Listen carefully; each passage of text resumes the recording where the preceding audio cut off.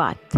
नमस्कार, SBN news में आपका स्वागत है। आज हम आपको लेकर आए हैं बजरंग शुक्ला जी से मिलवाने और जानेंगे जिला अध्यक्ष जी हैं ये, और जानेंगे ज़िले में किस तरीके से कोरोना वायरस में लोगों की हेल्प हो रही है, किस तरीके से सूखा राशन बट रहा है, और जानेंगे मोदी जी के जो 7 वर्ष हो गए हैं इस कार्यकाल में किस तरीके से भारतीय जनता ने काम करा है।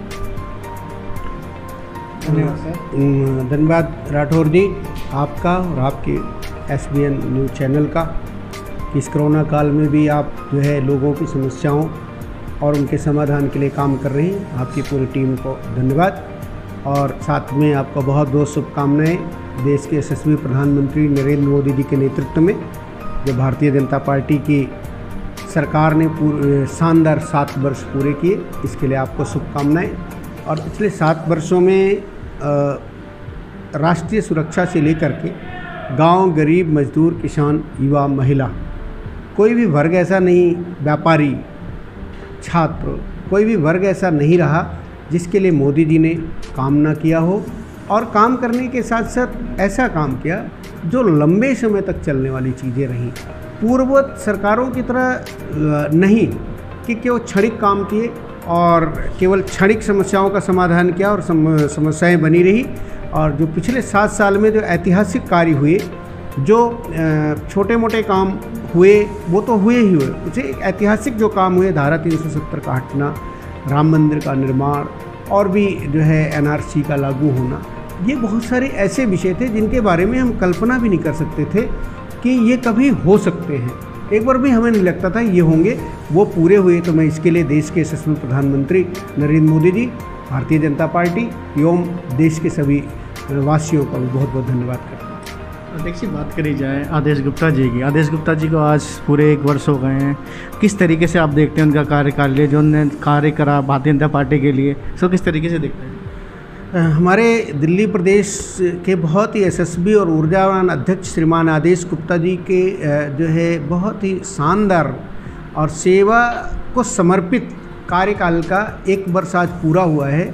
इसके लिए भी मैं अध्यक्ष जी को बहुत बहुत धन्यवाद देता हूं, और साथ में अपनी पूरी बाहरी दिल्ली ज़िले और पूरी दिल्ली को बधाई देता हूं कि जो अध्यक्ष जी का 1 साल का कार्यकाल रहा, कोरोना काल से शुरू और कोरोना काल तक, अभी कोरोना काल में ही उनकी नियुक्ति हुई और कोरोना काल चल रहा है, और इसी बीच में हम सब की भी नियुक्ति हुई। 1 साल के अंदर उन्होंने जिस तरीके से दिल्ली प्रदेश भाजपा के कार्यकर्ताओं में, पदाधिकारियों में ऊर्जा भरी है, वो सराहनीय है, प्रशंसनीय है। उसका एकमात्र कारण ये भी हो सकता है कि वो पूरी ऊर्जा के साथ सुबह से लेकर रात तक काम करते हैं, और उनको देखते हुए, पूरी दिल्ली के अंदर उनके प्रवास को देखते हुए, उनके विषयों के समझ की और विषयों के उठाने की शैली को देखते हुए कहीं ना कहीं हम सभी कार्यकर्ताओं के अंदर एक विशेष तरीके की ऊर्जा आती है, और उसी ऊर्जा से हम सभी भी काम कर रहे हैं। और मुझे गर्व है कि मैं आज अपने प्रदेश अध्यक्ष श्रीमान आदेश गुप्ता जी की टीम का एक सदस्य हूँ। अध्यक्ष जी, बात करें किराड़ी विधानसभा की।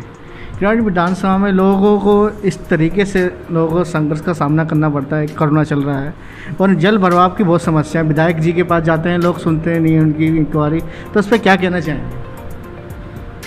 ये दुखती रग पे हाथ छेड़ दिया है आपने राठौर जी।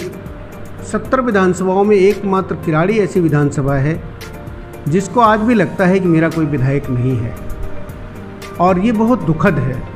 लोकतंत्र में लोग अपना विधायक चुनते हैं तो इसलिए चुनते हैं कि मेरी समस्याओं का निराकरण हमारे क्षेत्र के विधायक करेंगे। उनमें राजनीति के साथ साथ मानवीय संवेदनाएं भी होंगी, लेकिन मुझे ये कहने में ज़रा सा भी संकोच नहीं है कि किराड़ी के विधायक श्रीमान ऋतुराज जी में मानवीय संवेदनाओं का तो बिल्कुल ह्रास है, साथ में उनको अपनी जिम्मेदारी का भी थोड़ा सा भी एहसास नहीं है कि आप जिस विधायक पद पर बैठे हैं, जिससे आपका मान सम्मान बढ़ा है, जिसकी वजह से कहीं ना कहीं उस सैलरी से आपका भी जीवन चल रहा है, आपके बच्चों का जीवन भरण पोषण हो रहा है, उसके साथ आप न्याय नहीं कर रहे हैं। क्योंकि पिछले 6 वर्षों में, पिछला 5 साल भी इसी तरीके से चला गया, लेकिन कुछ ऐसे झांसे रहे केजरीवाल के कि दोबारा किराड़ी में ऋतुराज जी विधायक बनकर आए, और उसके बाद लोगों को लगा था कि दोबारा बनने के बाद, इन्होंने कहा भी था कि मैं पिछली बार मेरे को समझ कम थी तो मैं शायद इतना काम नहीं कर पा रहा था। अब कि मुझे समझ आ गई है। तो कैसी समझ आ गई, ये देखते हुए बन रहा है कि पिछले 1 साल में, 1 से लगभग 15 महीने हो रहे हैं, एक भी क्षेत्र की समस्याएं नहीं पूरी हुई। आज मुबारकपुर रोड की स्थिति ऐसी हो रही है कि वहाँ पे गाड़ी, वाहन, बसें जो चलती थी वो बंद हो चुकी हैं। और केवल मुबारकपुर रोड नहीं, मुबारकपुर रोड तो दिख रहा है लोगों को। अंदर आप गलियों में चले जाओ, जो गलियाँ टूट गई, उनकी नालियाँ टूट गई, वो जल भराव हुआ है, उसको उनमें नालियाँ नहीं बन रही, रोड नहीं बन रही है। और साथ में जो अग्रनगर की स्थिति है वो तो दयनीय है। वो तो क्या है कि पूरी दिल्ली के समाचार में आ चुकी है। आप सब लोगों ने भी दिखाया है, मीडिया ने भी दिखाया है, सोशल मीडिया ने दिखाया है, प्रिंट मीडिया ने दिखाया है, इलेक्ट्रॉनिक मीडिया ने दिखाया, लेकिन विधायक जी को कोई फ़र्क नहीं पड़ता। उनका एक ही जवाब होता है। अग्रनगर को लेकर के 3 महीना पहले, कोरोना काल के पहले, मैंने एक प्रदर्शन किया उनके निवास के बाहर। वार्ड के कार्यकर्ताओं ने और वहाँ की जनता ने किया प्रदर्शन। तो उन्होंने मेरे से वादा किया कि अध्यक्ष जी आप प्रदर्शन क्यों कर रहे हैं, इसका उद्घाटन तो 10 दिन पहले ही हो गया था। मैं आपके माध्यम से विधायक जी से पूछना चाहता हूँ, विधायक जी, राजनीति में झूठ का इतना बड़ा स्थान है क्या? आप झूठ बोल करके लोगों को कब तक बरगलाएंगे? आज छोटी सी बारिश हुई है, उसमें अग्रनगर का फिर बुरा हाल हो गया। अभी आपके सामने 2 लोग यहीं बैठे हुए थे, उन्होंने बताया है कि अग्रनगर की कैसी स्थिति हो गई है, और उसमें उनके कान में जूं ही नहीं रेंगती। लोग जाते हैं, लोग तो यहाँ तक कह रहे हैं, हम कहते हैं उनसे, विधायक जी को तो बोलते हैं उनसे आशा ही नहीं है, उनके पास क्या जाए। तो विधायक से पूरी जनता निराश हो चुकी है। लेकिन विधायक जी, आप इस तरीके से क्षेत्र के समस्याओं को नज़रअंदाज नहीं कर सकते। भारतीय जनता पार्टी के कार्यकर्ता लगातार इन समस्याओं को उठा रहे हैं और उसके निराकरण की हम मांग कर रहे हैं।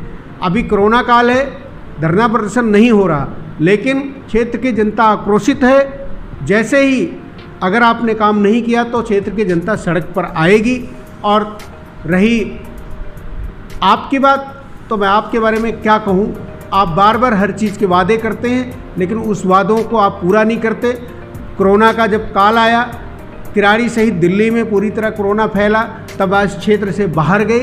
कारण आपके अपने होंगे, और ना आपने यहाँ के क्षेत्रवासियों के लिए एक भी कहीं कोविड केयर सेंटर की तैयारी की, ना ही किसी को बेड मिला। यहाँ तक कि उनके अपने प्रमुख कार्यकर्ताओं के घरों में भी दर्दनाक मृत्यु हुई। मैं गहरी संवेदना प्रकट करता हूँ उनके प्रति भी। तो किसी भी विधायक का इस तरीके से लापरवाह हो जाना, ये लोकतंत्र के लिए बहुत ही खतरनाक है। धन्यवाद। जैसे कि आपने देखा, हमने आपको शुक्ला जी से मिलवाया, ऐसे ही अब नेताओं हस्तियों से मिलवाते रहेंगे। देखते रहिए SBM न्यूज़।